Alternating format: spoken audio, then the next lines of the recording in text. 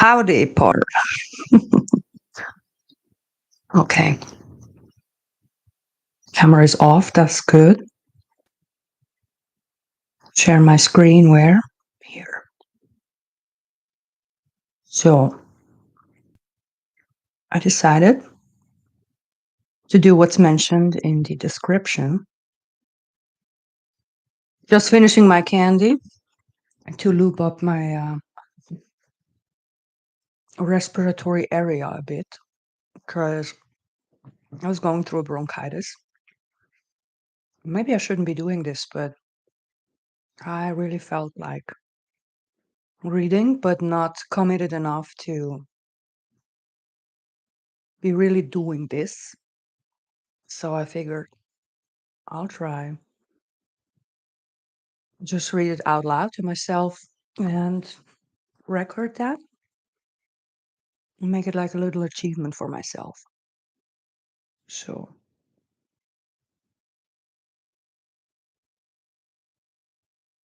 I'm borrowing this for an hour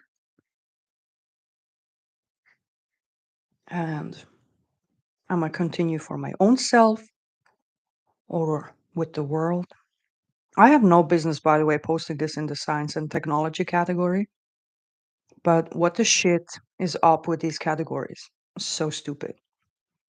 So, anyway, we'll see how far we get in this time.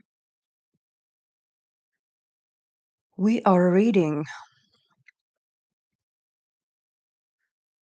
Marion Woodman's book, The Pregnant Virgin, A Process of Psychological Transformation.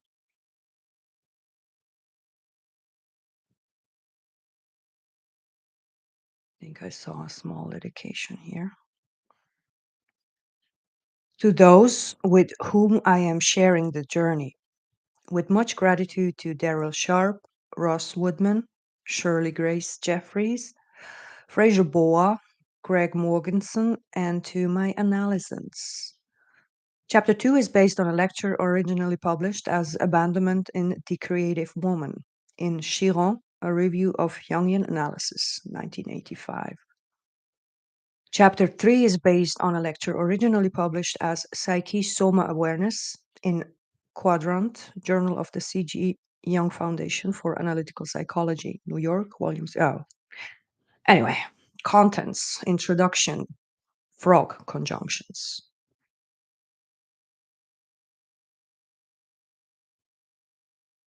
Flora, on the left, detail of cover illustration.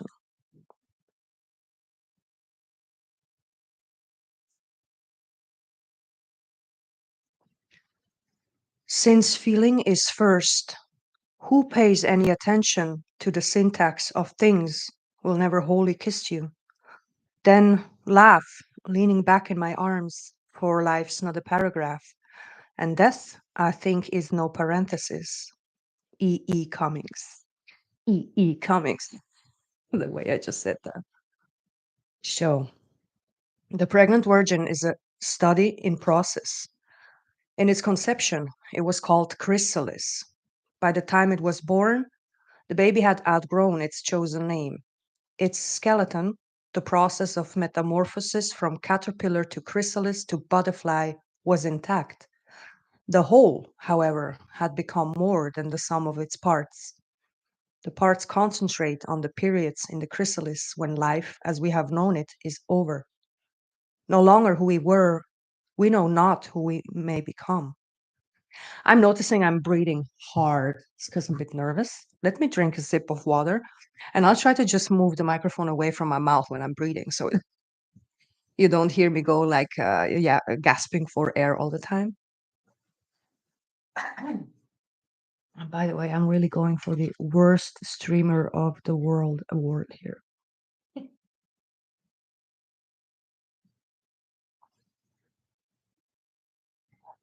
I have no fucking business calling myself a streamer either.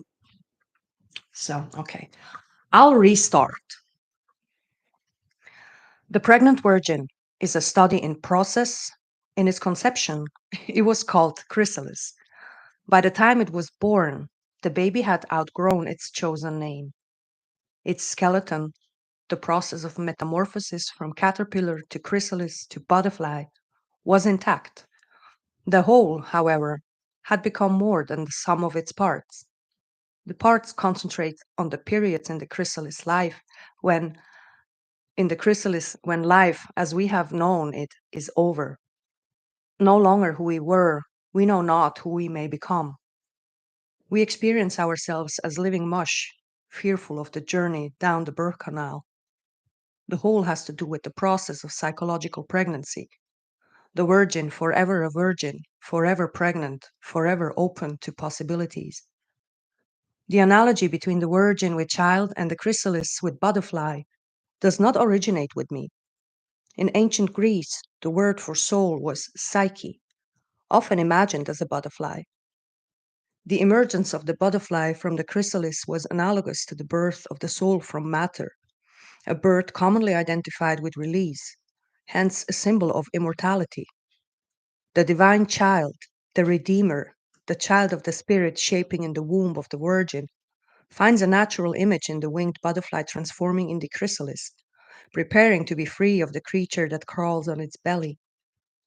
This book does not, however, make the traditional body soul distinction between caterpillar and butterfly, mortal and immortal life.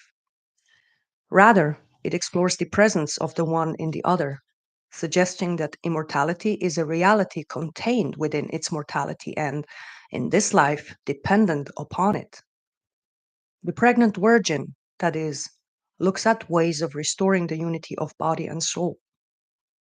Flora, one of the figures in Botticelli's Primavera, captures the paradoxical external stillness and internal kindling of pregnancy. She embodies the evanescent beauty of the maiden blossoming into womanhood. As the shy earth nymph Chloris, she has surrendered to the breath oh,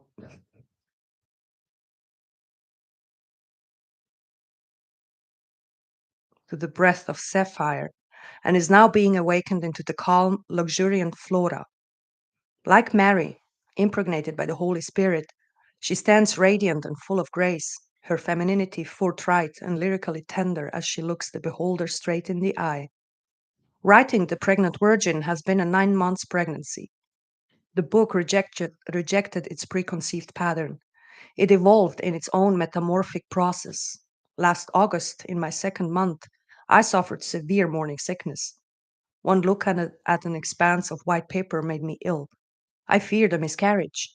Then, as usually happens when I am conscious enough to ask the right question, the answer came in a dream.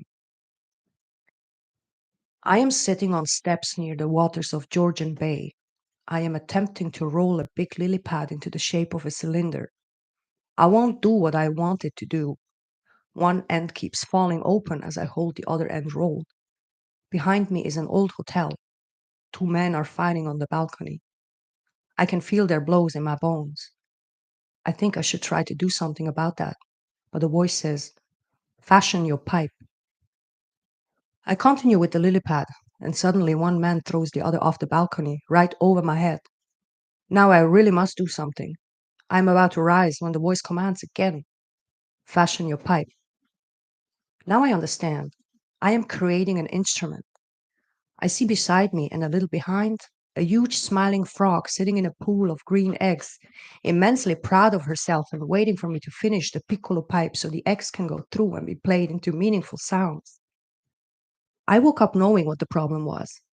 Instead of putting my full concentration into making the pipe, I was allowing my energy to be drained by the blows of the two men on the balcony. Their voices I knew well enough. "Forget writing. Live your life as you always have. You can't write anyway." But there was another voice, a submerged feminine voice, tenacious and proud. "I want to write, but I don't want to write essays. I want to write my way." There was the impasse. I walked through the bush to Iris Bay. I thought about the water lily, the Canadian lotus, whose blossoms carries much the same symbolism as the rose. Its roots grew deep in the life-bestowing mud, sending nourishment up the sturdy stem to the leaves and flowers. Serene in its creamy white simplicity, the blossom opens petal by petal to the sun, symbolic of the goddess. Praina Paramita, Tara, Sophia, creation opening herself to consciousness. She is the blossom in the heart, the knowing, the dawning of God in the soul. Her divine wisdom brings release from the passion and pain of ego desire. I picked a lily pad. I concentrated on fashioning my pipe. I remembered my grinning frog. Surely the lotus leaf was the right instrument to pipe her eggs. But how? How does one put psychological concepts through a lotus leaf? What would frog syntax sound like? How would it conjunct? Certainly not with and, but, and for.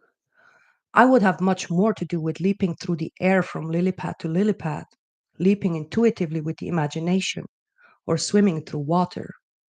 Leap, leap, out of sheer faith in my froggy instincts. Leap trusting in another lily pad. Leap knowing that other frogs would understand. Leap, leap remembering my journal that looks like a Beethoven manuscript. Blots, blue ink, red, yellow, and green. Pages torn by an angry pen, smudged with tears. Leaping with joy from exclamation marks to dashes that speak more than the words between. My journal that dances with the heartbeat of a process in motion. How does one fashion a pipe that can contain that honesty and be at the same time professionally credible? How can a woman write from her authentic center without being labeled histrionic or hysterical? Splat, long pause. And then my frog spoke from the mud. Why don't you write as you feel? Be a virgin. Surrender to the whirlwind and see what happens. Impossible, I replied.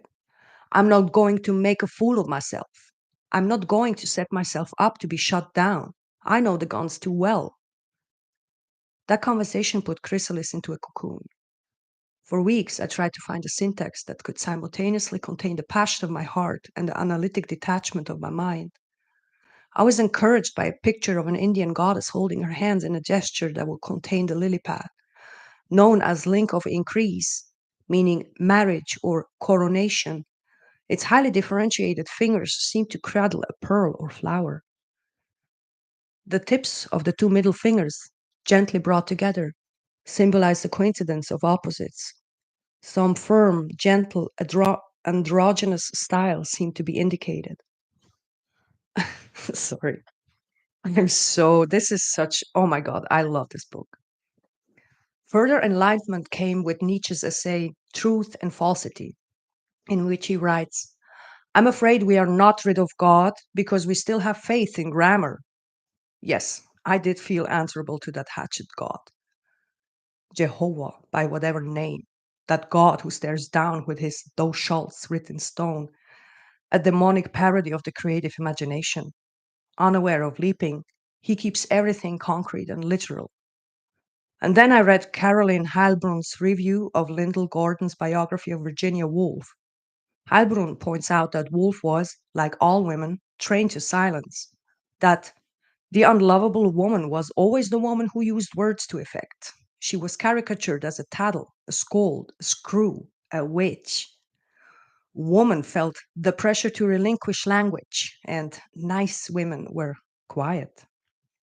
She concludes that, muted by centuries of training, women writers especially have found that when they attempted truthfully to record their own lives, language failed. I need to take a sip of water. I'll be right back.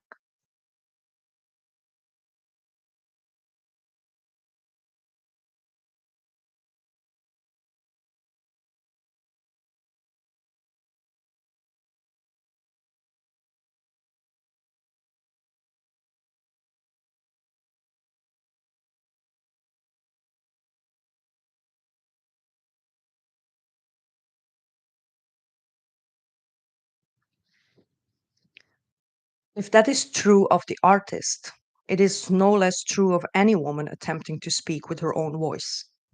It is also true of the man who dares to articulate his soul process. The word feminine, as I understand it, has very little to do with gender, nor is woman the custodian of femininity. Both men and women are searching for their pregnant virgin. She is the part of us who is outcast, the part who comes to consciousness through going into darkness, mining our leaden darkness until we bring her silver out. Anyone who tries to work creatively understands this. I remember, for example, when I was directing creative theater with high school students. We worked without a script for months before the show. Students who were trained to give good performance found the process intolerable. Their rigidity, their fear of being the hole in the program, blocked their creativity. They waited to be told what their lines were, what their moves had to be, what their attitude should be. The quiet introverts, who were accustomed to dropping into their own space, had no difficulty concentrating until the images that sprang from their own bodies came alive. They loved being free. They loved to play. They loved to be challenged, to go deeper into darkness, to allow whatever wanted to happen to happen. And things did happen. The whole theater came alive with roars, tears, laughter, moments of poignant beauty and hilarious irony. The curious visitors who ventured through the theater door shook their heads and fled from the chaos. But for those of us inside, it was contained chaos. We were used to that intensity. 2 months before the show, the students, the dance director, the music director, and I decided what movements we wanted to explore further, what poems, what music. This basic skeleton was added and to and subtracted from until the very last performance. All of us involved, whether actors, directors, or stagehands, were responsible for our own process. As our confidence grew, for example, our energies increased, and our student stage manager had to look within himself to find new ways of keeping discipline backstage without destroying the fire. At the time, I had no conceptualized idea of what was going on. In retrospect, however, I see our theater as the womb of the Great Mother, in which the virgin souls of the students came to birth in their own bodies and emerged to a level of psychological consciousness confident enough and flexible enough to allow the wind of the spirit to blow through. Part of their process was to recognize in themselves and in each other whether their poem or dance was being allowed to live in its own life or whether they were obstructing it with a good performance.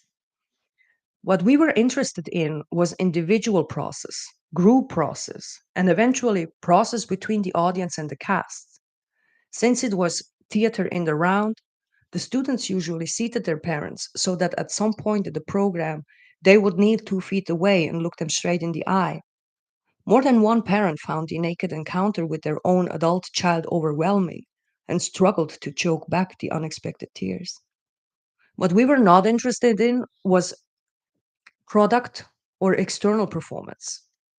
In the Tostel, the theater, there was no examination, no predetermined goal, no such thing as failure except betrayal of the process.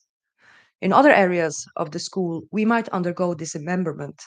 History student in room 13, poor athlete in the gym, excellent flutist in the music room. Culturally, we might also be dismembered. Smelly feet in the shoe store, myopic eyes at the optometrist's, armpits in the drugstore, acne at the doctor's. In that room, we took our bodies out of the culture that tinkered with its parts. There, we could be whole. We came from our own place of vulnerability, and by staying with that vulnerability, we perceived our own strength and our own wounds. The pregnant virgin is coming from that same place. All my analyses are a part of this book. Together, we have experienced death and rebirth. Together, we have analyzed hundreds of dreams. Many of the repetitive motives introduced in my two earlier books are further developed here. While many of my analyses have eating disorders and hence struggle with some form of food addiction, their psychological framework has much in common with those who are addicted in other ways to work, alcohol, drugs, sleep, futile relationships, etc. The soul material presented here, my analyses have generously agreed to share in the hope that it will shed some light of emerging feminine consciousness. Knowing that others are on the same demanding journey seems to ease the load. I, too, am on the journey. The process that goes on at the kitchen in chapter 1 is the same process that goes on in India in chapter 7, with one crucial difference. The butterfly on the curtain, page 13, is transforming according to the laws of nature. The butterfly on the ceiling, page 178, is transforming through the fire of conscious choice. And this book, too, is on the journey. Two of the chapters were originally written for lectures, two for journals, and the others are attempts to wrest light out of darkness.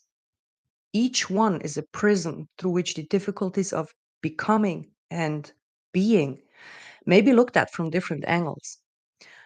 I have not yet solved the problem of frog conjunctions, but my frog is still laying eggs. I think she enjoys my syntactical pregnancy.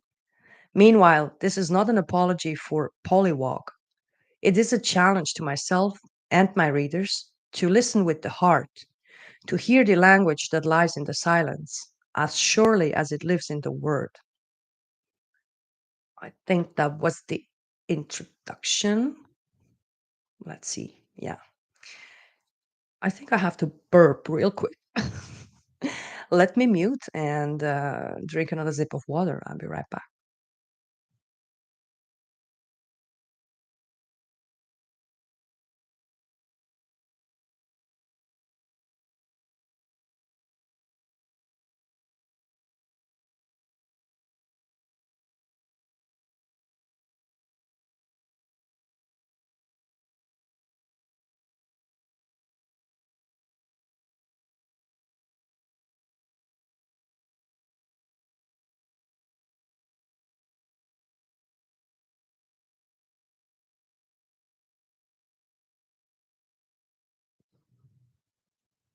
I might have to look online for some speech training course. I can tell the burping is because I'm breathing in too much air, so my belly is full.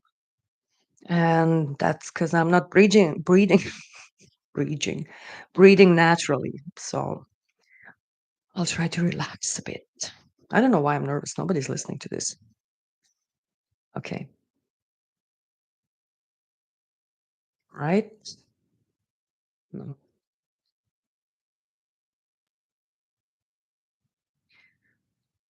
Right. Chapter 1, Chrysalis. Am I really?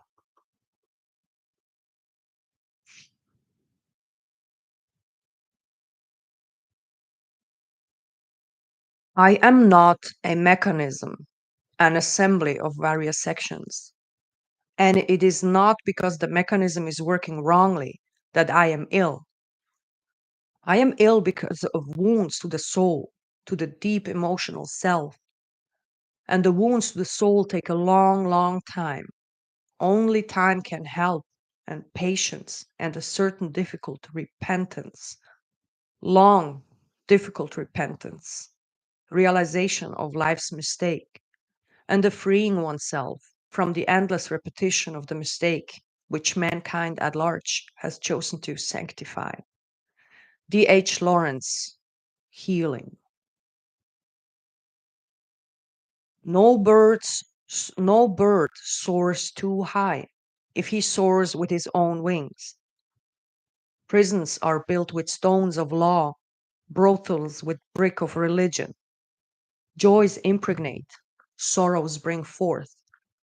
Always be ready to speak your mind, and the base man will avoid you. The eagle never lost so much time as when he submitted to learn the crow. Accept poison from the standing water. Damn braces. Bless relaxes. If the doors of perception were cleansed, everything would appear to man as it is, infinite.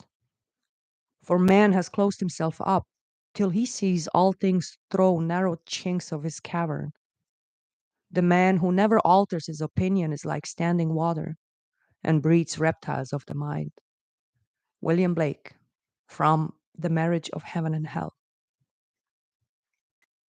They and only and they only can acquire the philosophic imagination, the sacred power of self-intuition, who within themselves can interpret and understand the symbol that the wings of the air sylph are forming within the skin of the caterpillar. These only who feel in their own spirit the same instinct which impels the chrysalis of the hornfly to leave room in its involucrum for antennae yet to come. They know and feel that the potential works in them, even as the actual works on them. Samuel Taylor Coleridge, Biographica Literaria. Sorry, I really butchered that last para. Then sunrise kissed my chrysalis, and I stood up and lived. Emily Dickinson.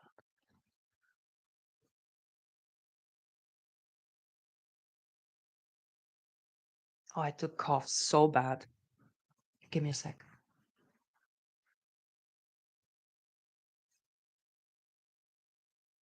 Some ASMR for you.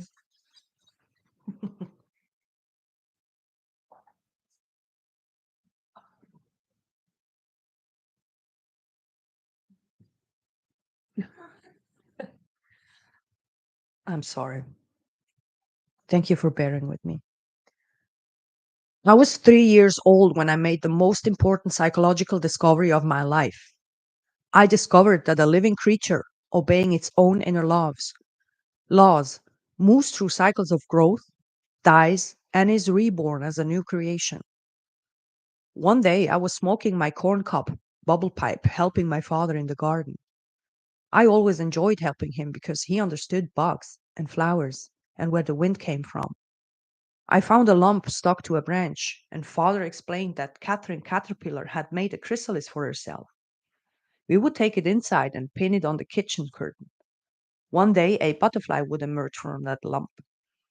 Well, I had seen magic in my father's garden, but this stretched even my imagination. However, we carefully stuck the big pins through the curtain, and every morning I grabbed my doll and pipe and ran downstairs to show them the butterfly. No butterfly. My father said I have to be patient. The chrysalis only looked dead. Remarkable changes were happening inside. A caterpillar's life was very different from a butterfly's, and they needed very different bodies. A caterpillar chewed solid leaves. A butterfly drank liquid nectar. The caterpillar was sexless, almost sightless, and landlocked. A butterfly laid eggs, could see, and fly. Most of the caterpillar's organs would dissolve, and those fluids would help the tiny wings, eyes, muscles, and brain of the developing butterfly to grow. But that was very hard work, so hard that the creature could accomplish nothing else so long as it was going on. It had to stay in that protective shell.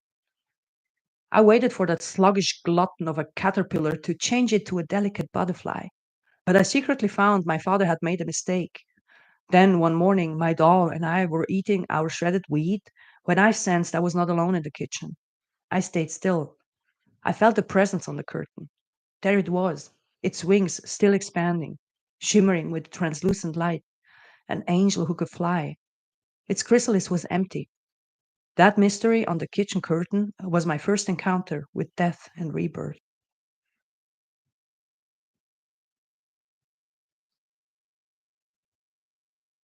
Years later, I discovered that the butterfly is a symbol of the human soul.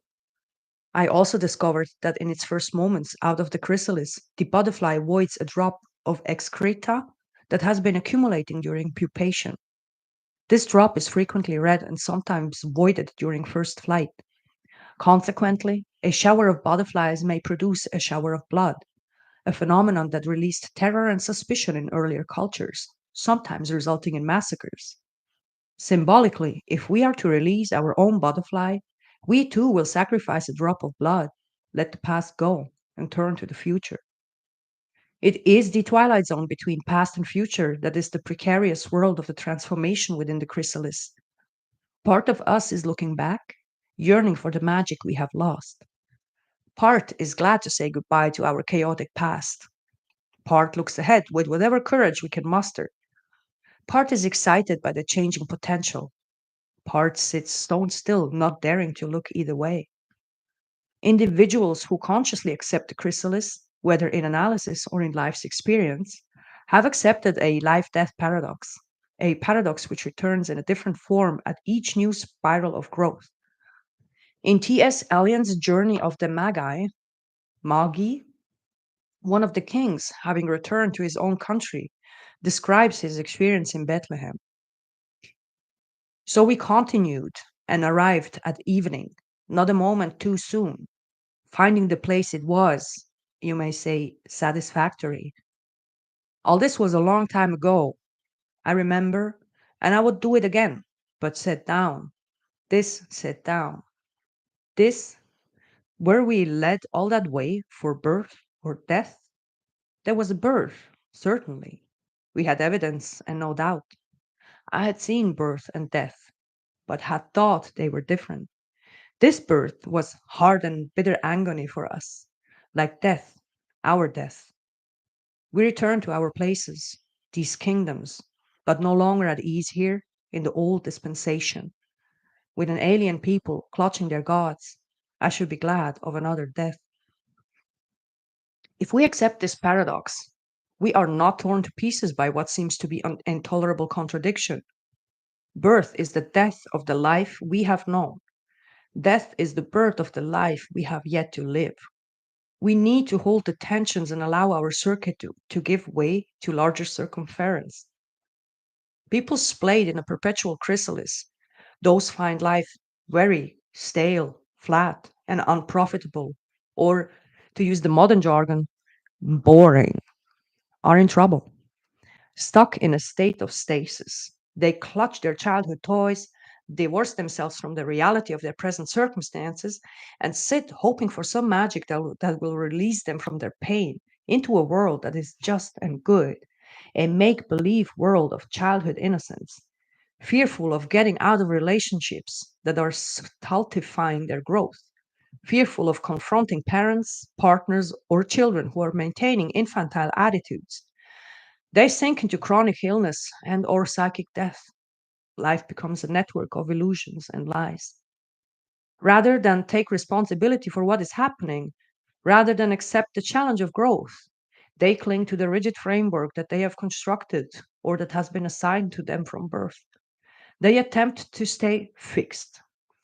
Such an attitude is against life, for change is a law of life. To remain fixed is to rot, particularly if it be in the Garden of Eden. Why are we so afraid of change?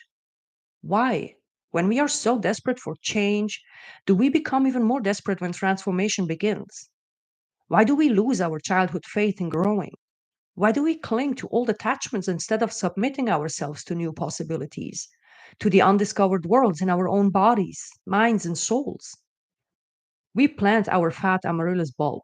We water it, give it sunlight, watch the first green shoot, the rapidly growing stalk, the buds, and then marvel at the great bellflowers tolling their hallelujahs to the snow outside.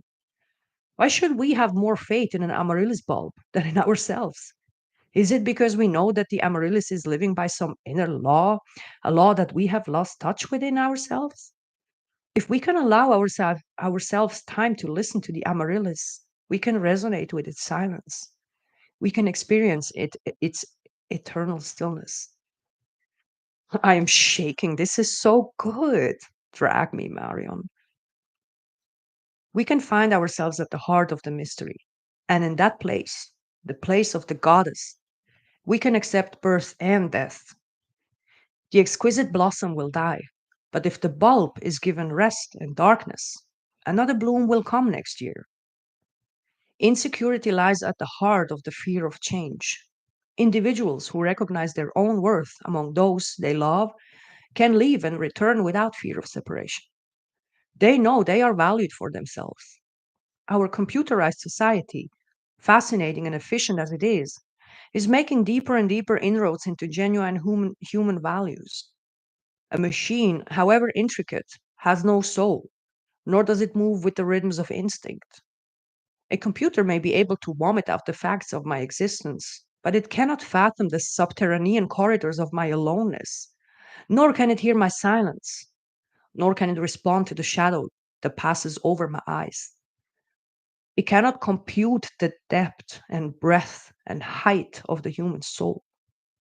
When society deliberately programs itself to a set of norms that has very little to do with instinct, love, or privacy, then people who set out to become individuals, trusting in the dignity of their own soul and the creativity of their own imagination, have good reason to be afraid. They are outcasts. cut off from society, and to a greater or lesser degree from their own instincts. As they work in the silence of their cocoon, they often think they are crazy. They also think they would be crazier if they gave up their faith in their own journey. Like the chrysalis,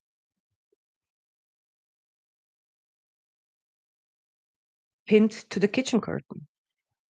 Blake's proverb is pinned to their study wall. If a fool would persist in his folly, he would become wise. Courage to stand alone, to wear the white plume of freedom, has been the mark of the hero in any society. Standing alone today demands even more courage and strength than it did in former cultures. From infancy, children have been programmed to perform.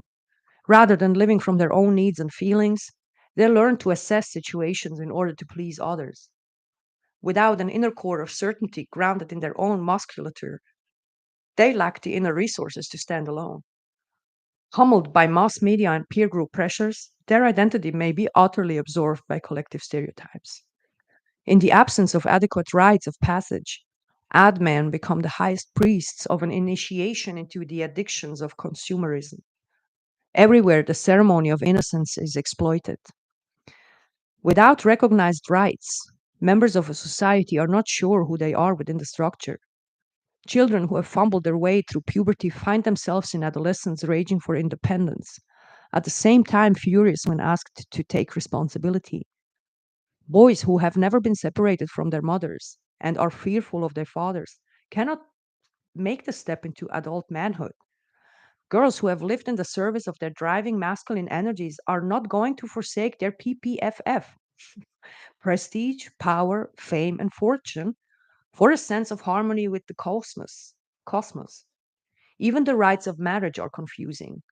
Unwed couples who have lived together for years may eventually believe that marriage isn't going to make any difference, and then be genuinely confused when sexual difficulties do develop after the vows are spoken.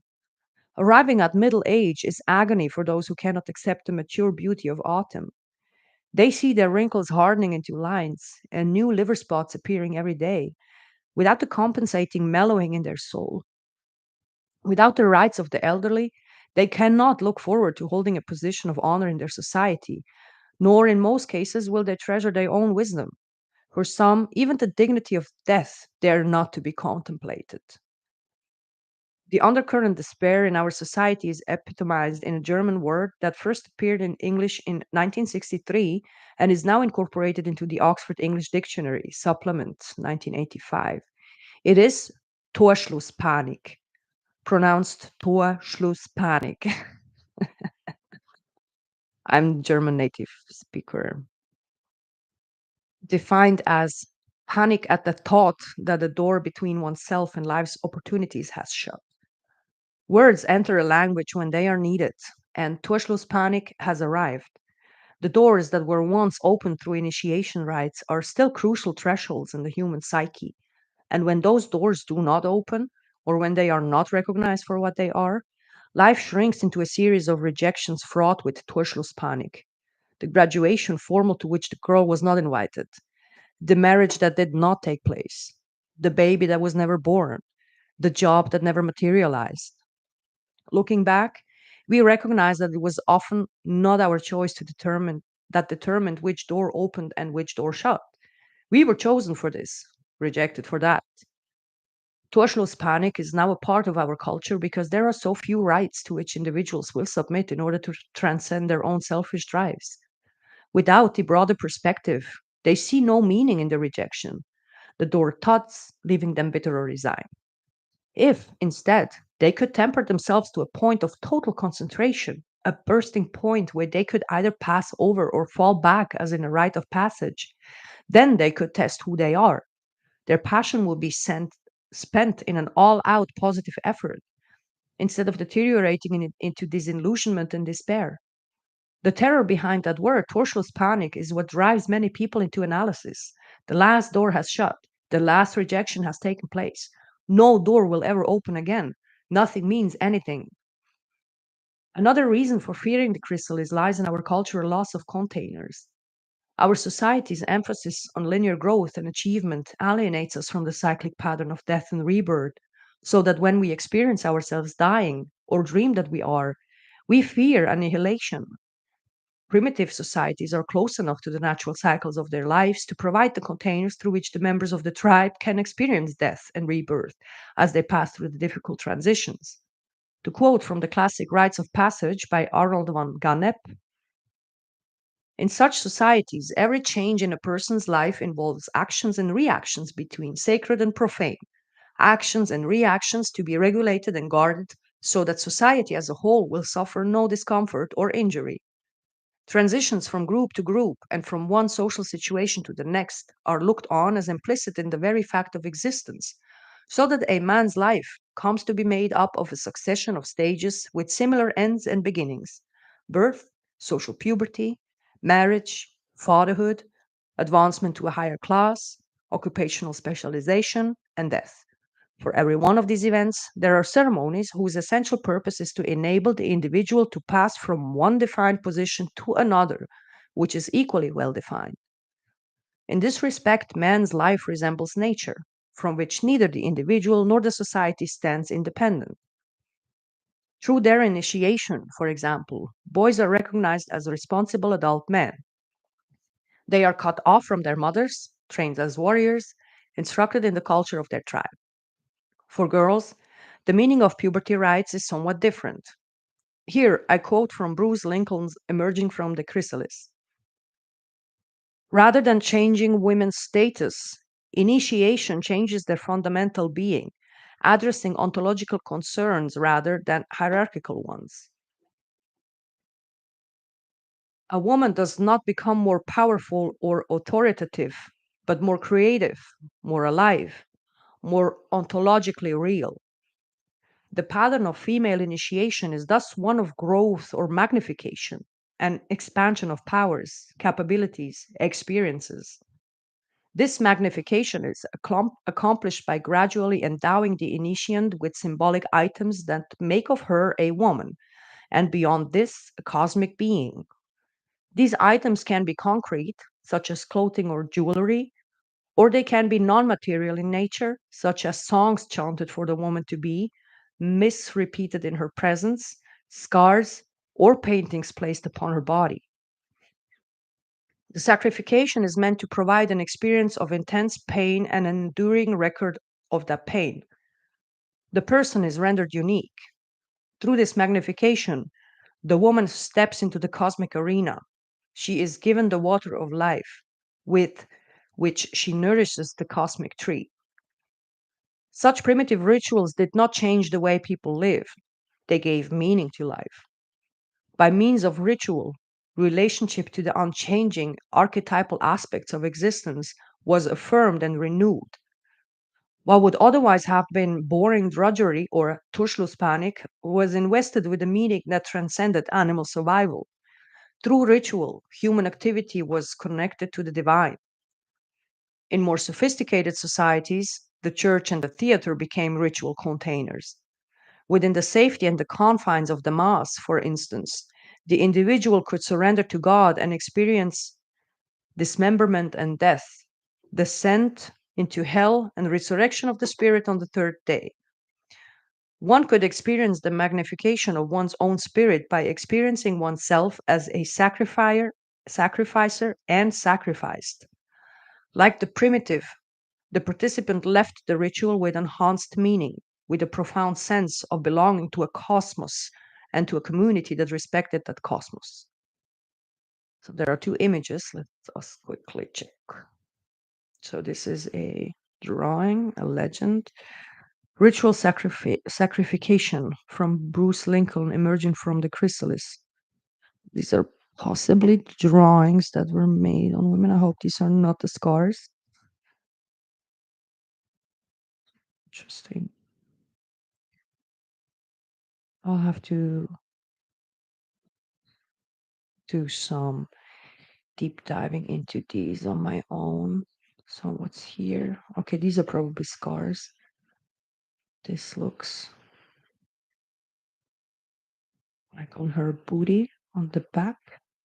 8 cuts. Oh, that's 3 and 4, 7. Interesting. I have no idea what this is. God, looks like someone kneeling. Okay, before I continue, last sip. We have 15 minutes left.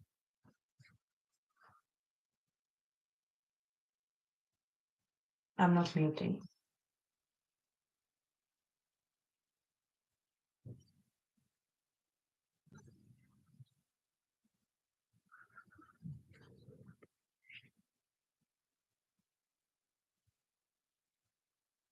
The theater also provided a ritual container, a public chrysalis. The plays dealt with archetypal realities. On the stage, men and women saw their own psychological depths and enacted and were thus encouraged to reflect on their own human situation. We have lost our containers. Yeah, well, movies definitely don't be doing that to you no more these days. Never heard anyone coming out of a Marvel movie reflecting on their own human situation. It's more of a cope, but I understand I cope myself with a lot of shit. So it's all good. It's all good. Um, Take what serves, leave the rest. That goes for this channel, that goes for life, that goes for everything. You do you, boo. And I support you as long as you're not an asshole about it, because I'm trying not to be an asshole about living my truth as well. So I would be a hypocrite if I support you otherwise. Where am I going with this? Let me continue. We have lost our containers. Chaos threatens. Without rituals to make a firm demarcation between the profane and the sacred, between what is us and what is not us, we tend to identify with archetypal patterns of being hero, father, mother, etc. We forget that we are individual human beings. We allow ourselves to be inflated by the power of the unconscious and usurp it for our own. And we do this not knowing what we do and that we do it.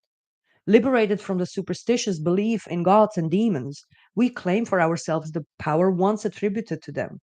We do not realize we have usurped or stolen it. How then do we explain our anxiety and dissatisfaction?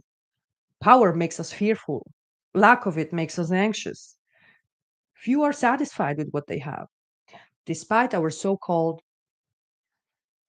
despite our so-called liberation from gods and demons, few can live without them. Their absence makes nothing better. It may even make everything worse. If, for example, a child has acted as buffer between his parents, he may fear his home will disintegrate if he ceases to act as intermediary. Without realizing it, he has assumed the power of the savior in his small world. When, as an adult, his boundaries are widened, he will tend to take on that archetypal role wherever he goes. He will also suffer guilt when he fails. He may even suffer guilt for being unable to make it snow when his family has planned a skiing weekend. Such hubris is seen as ludicrous once it is brought to consciousness, but without consciousness, depression and despair fester inside. I should have been able to do something. I failed. Instead of leaving other people's destiny to them and accepting his own, he attempts to take responsibility for fate and feels inadequate when the door thuds. The resulting guilt can quickly switch to rage, rage that resonates back to the powerless childhood. What do you expect of me? I can't do it. Get off my back. Carry your own load. Leave me alone. My God, same. Many people, for example, think life is a meaningless merry-go-round if they are not being transported by love, like Prince Charles and Lady Diana, or living for a cause, like Mother Teresa, or dying for a dream, like Martin Luther King. They measure their standard of behavior by comparison with figures who can carry immense archetypal projections. Marilyn Monroe, John F. Kennedy, Michael Jackson. A mask ceases to be a mask. Instead, with the help of dyes and surgery, the mask becomes the face. Cosmetics are identity or character or fate. By identifying with an archetype, instead of remaining detached from it, they turn life into theater and themselves into actors on a stage, thus falling prey to the demonic as well as angelic inflation. Without a container, they confuse the sacred and profane worlds. We are the descendants of Freud and Jung, and while poets and madmen had free access to their unconscious before those two giants, the world of the archetype is now an open market for the general populace without any ritual containment. If we are blindly living out an archetype, we are not containing our own life. We are possessed, and possession acts as a magnet on unconscious people in our environment.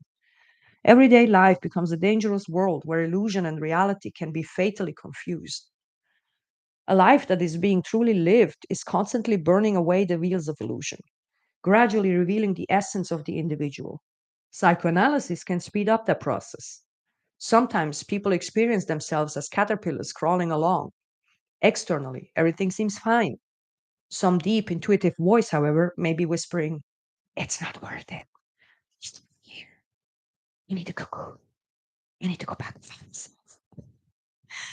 Now, they may not quite realize that when caterpillars go into cocoons, they do not emerge as high class caterpillars. And they may not be prepared for the agony of the transformation that goes on inside the chrysalis. Nor are they quite prepared for the winged beauty that slowly and painfully emerges, that lives by a very different set of laws than a caterpillar. Even more confounding is the fact that friends and relations who may be quite happy caterpillars have no patience with a silent, hard edged chrysalis that is all turned in on itself, selfish, lazy, self indulgent. And they have even less patience with a confused butterfly who hasn't adjusted to the laws of aerodynamics. Still, it is amazing how often caterpillars, inspired by butterflies, sacrifice their landlubber condition, make their own chrysalis, and find their own wings. Jung writes that coming to consciousness is the sacrifice of the merely natural man, of the unconscious, ingenuous being whose tragic career began with the eating of the apple in paradise. The chrysalis is essential if we are to find ourselves. Yet very little in our extroverted society supports introverted withdrawal. We are supposed to be doers, taking care of others, supporting good causes, unselfish, energetic, doing our social duty. If we choose to simply be, our loved ones may automatically assume we are doing nothing. And at first, we may feel that ourselves. We begin to look at our primeval muck as it surfaces in dreams.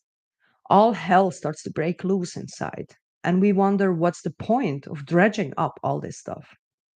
We argue, oops, we argue with ourselves. I should be out there doing something useful. But the truth is, I can't do anything useful if there's no I to do it. I can't love anyone else. If there's no I to do the loving, if there's no I to do the loving, if I don't know myself, I cannot love myself. And if I do not love myself, my love of others is probably my projected need of their acceptance. I am putting on a performance in order to be loved. I fear rejection. If nobody loves me, I won't exist. But who are they loving? Who am I? That is what is going on in the chrysalis. This that is what going on in the chrysalis is all about. Undergoing a metamorphosis in order one day to be able to stand up and say, I am. The gnawing hunger, the incessant yearning at the core of many lives began at birth, or perhaps even in utero. In order to survive in a demanding environment where one or both parents projected their unlived dreams or nightmares onto their children, the infants gave up trying to live their own lives. As little human beings with needs and feelings of their own, they were rejected. Their mystery was never considered, and so they grew up automatically thinking in terms of other people's response. In other words, they developed a charming persona, a mask they created with infinite care, a mask that, as adults, may be at once their greatest blessing and greatest curse. Outwardly, they may be brilliant, successful, but inwardly empty. They cannot understand why their intimate relationships repeatedly end in disaster, a pattern they recognize but can do nothing to stop. They dream that they are actors. They dream that they are actors. The spotlight is on them, but they cannot remember what play they are in, let alone what their lines are.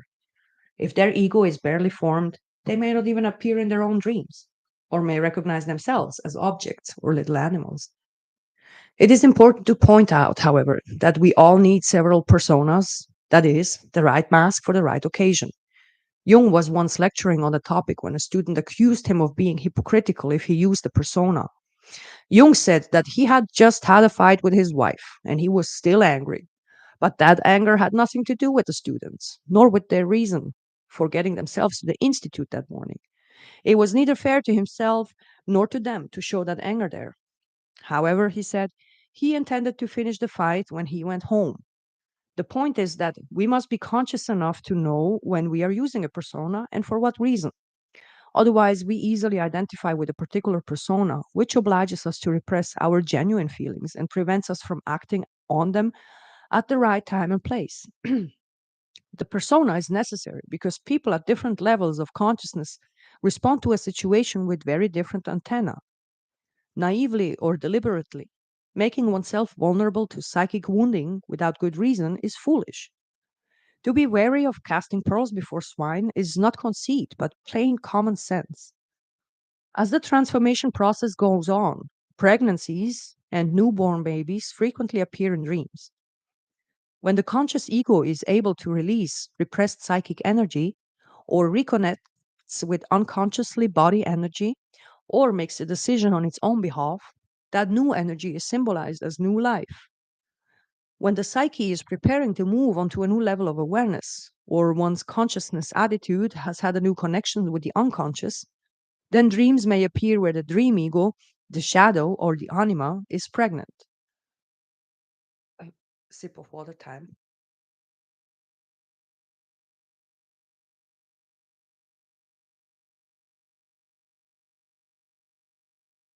Oh my god, we have 4 minutes left. Let's see if we can finish one chapter. That would be so rad. Probably, sorry. 9 months later, so long as the process has not been aborted, there are often dreams of crossing borders, passing over into a new country, moving through subterranean tunnels, or actually giving birth. See below page 158.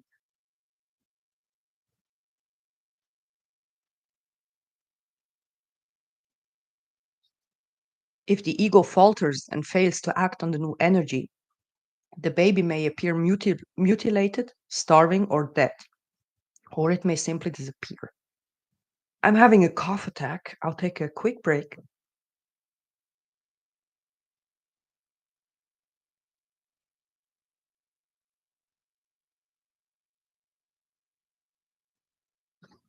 All right. I hit my throat's end. Thank you for joining me on this adventure. In case you will ever listen to this, it's my first try, and I'm very proud of myself. Everything could be better, and technically, I want to see myself as I never half ass anything, I always go full ass type of bitch. But right now, I'm at a point in my life where the ambitions in my mind and intellect are somewhere else than my body's physical capability and ability rests. So I'm trying to harmonize and align that. And I know I can do better, but I'm also very happy that I stopped procrastinating because I heard that procrastination is perfectionism in disguise. So, yeah, these videos are not perfect, but they make me so happy. And yeah, that's all that counts. Team Shameless. Hashtag justice for America. This is so random. This has not even anything to do with Elden Ring, but Elden Ring is why I created this channel. Okay, I will stop now. Have a good day. Bye.